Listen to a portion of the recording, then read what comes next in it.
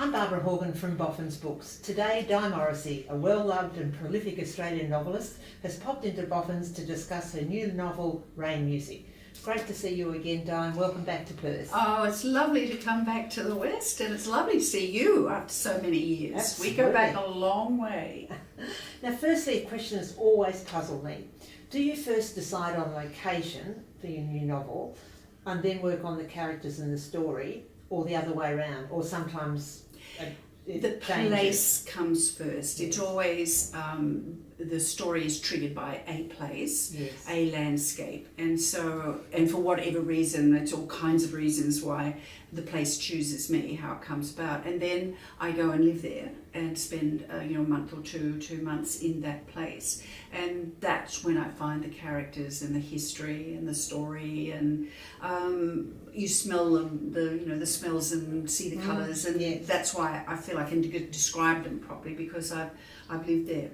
Now, your novels are 400 pages plus, and you write one a year. How do you do this? It's an amazing feat to do it.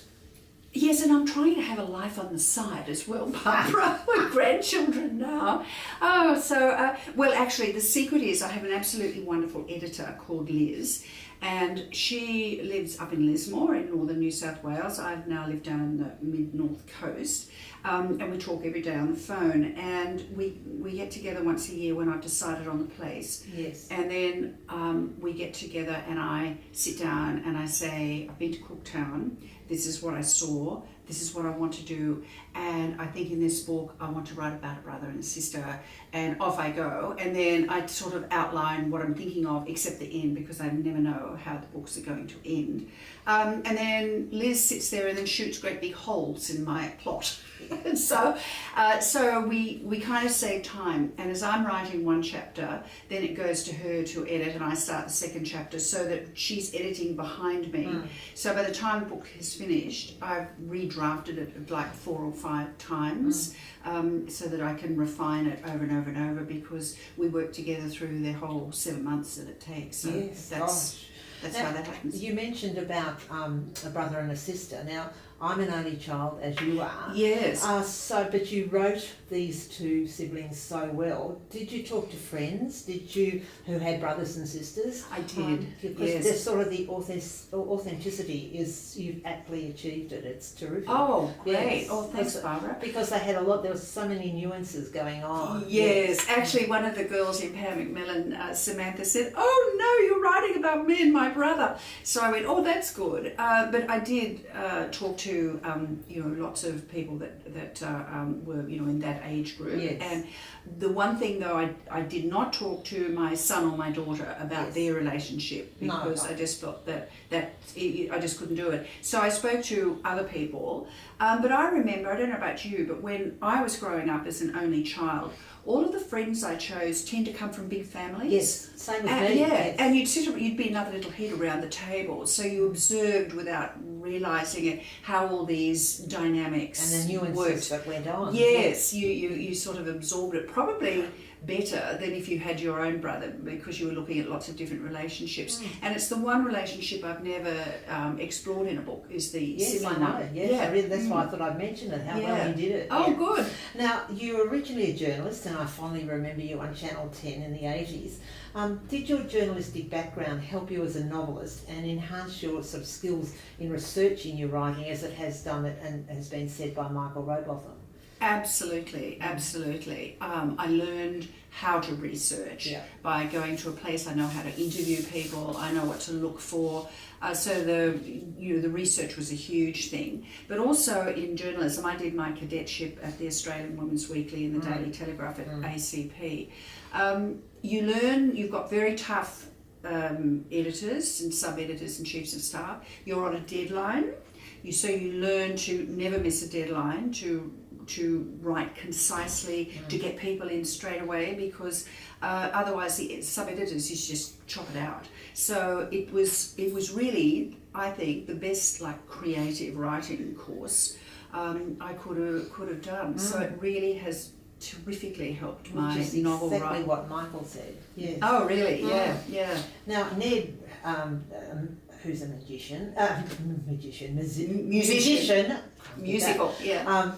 Ned, who's a musician, and he's one of the main characters in Rain Music, he travels to far north Queensland and he's looking after a spectacularly original residence in the midst of a rainforest. Now, your word pictures on this residence are so vivid.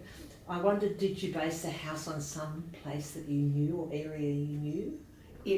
There is such a place. Wow. I'm not saying where, because I was very sort of privileged to be taken in and introduced to the guy that lives there. But it's way up outside of Cooktown, and it's near the old gold diggings. So yes. he's a fossicker, yes. And he comes from an Italian background, and his parents came out when he just had this little kind of bush camp in the middle of nowhere, but on the arm of this river. And they just started using the local clay made bricks. Yes. And they built all of this, like the pizza oven. I was going to say to you, did he actually make you a pizza from the pizza oven? And they made their own grappa. And wow. I mean, that's what I love about the North. Yes. There's some very unusual characters up there. Well, so some of them come into your book as well. Yes. The American who's very interesting character. Oh, Jack. Yes. Yes. Everybody liked Jack. Yes. So Jack was a little bit inspired by David Hackworth. He was America's most decorated soldier. Yes. And then after Vietnam, he became a pacifist, and he decided the whole world was going to end. So where should he go? So he ends up in the lost part of Australia, and so I just thought that was kind of an interesting character to draw upon. Yeah, well, I know he certainly was very interesting, and you just didn't know where he was coming from and where he was going, and how he came to take a major part. I mean, he is a peripheral character in a way, but everybody has gone crazy over Jack, and Jack might have to turn up in a book of his own. Oh, I think it'd be very interesting. Yeah. Now, your chapters on the James Cook Museum in Cooktown, that fascinate me, and I want to go there. Oh, now. Yes, you must. It's fascinating. Can you describe your attachment to it and what you felt about it? Well, Cooktown is very small, and there's two beautiful buildings, the old museum and customs house, and then the James Cook Museum, which is the old convent that was built.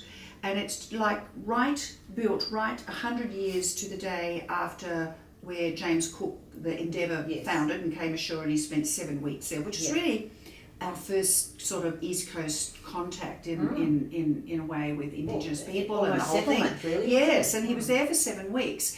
And that's the location where now, 100 years later, Bishop Hutchinson built his convent, because the goldfields had opened up. So all of these thousands of Chinese prospectors from all over, and people from all over the world and Australia were coming up from, after Ballarat, they were now going up to the goldfields up and around the Palmer River. And so the bishop, thinking that that would be the capital, Cooktown would end up being the capital of Australia, decided that there should be some nuns to raise good girls for wives and mothers. And so he went back to Ireland, and he brought back these 5 Irish nuns. And walking around the museum, it's got such a wonderful, you sort of can hear the whispers and the spirits are there, and it's full of all the old memorabilia, and you sit on the balcony outside the nuns' old rooms, and I thought I'd love to write about the youngest and the littlest nun. And so I went and researched who the nuns were, and who's the name of the youngest nun? Yes, Evangeline. What's it? Evangelista. Yes. Morrissey. Yeah, I know. I Morrissey. read that. Yes. So I thought, I think this is a sign from above. I'm on the right track. She's just an amazing character. Yeah. And she just stands out, and so does Roberta. I love Roberta too. Yes. Roberta, who's the forest, the Daintree guy. Yes. Now, Roberta's ancestors were put to work in the cane fields in the 1870s. That's right. Yeah. In a practice that was known as blackbirding. Can you explain blackbirding?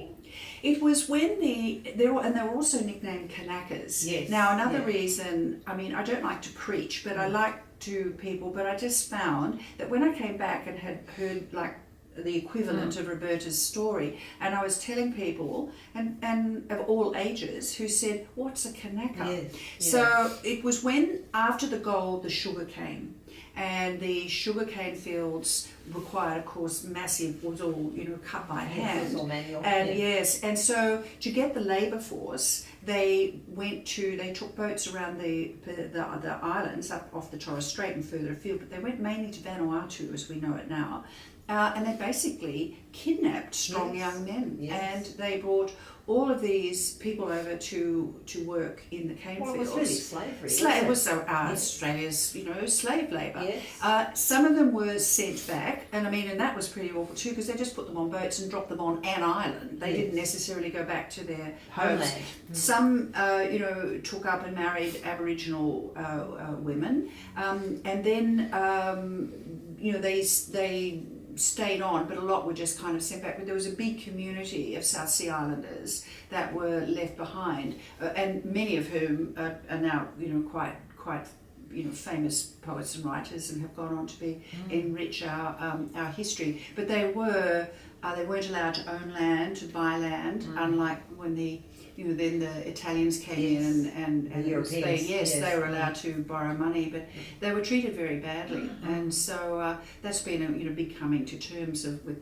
the history up there. Well, I think a lot of your readers will not realise that this has happened, and this is why I think you're such a good writer, because a whole lot of areas of Australia and history come out in your books that people think, oh, I didn't know that. Yes, and that's very important. Yes, I mean, it's a fine line to tread, Barbara, because you don't want to preach and say, oh, look, I found out all this research, so I'm going to put it in. It's got to happen organically and in an entertaining way. So, but I do think it's important, and I find it fascinating. Yes. So I love it when readers contact me and say, you know, I never knew that, or I want to go there. Yes. So, you know, that's very rewarding. Oh, look, Di, thank you so much for your time today. Rain Music will be enjoyed by your vast number of devoted readers, and I'll certainly enjoy selling it at Boffins. Well, I thank you very much, Barbara. You've been a good friend, a great supporter for a long time. Thank you. Thank you.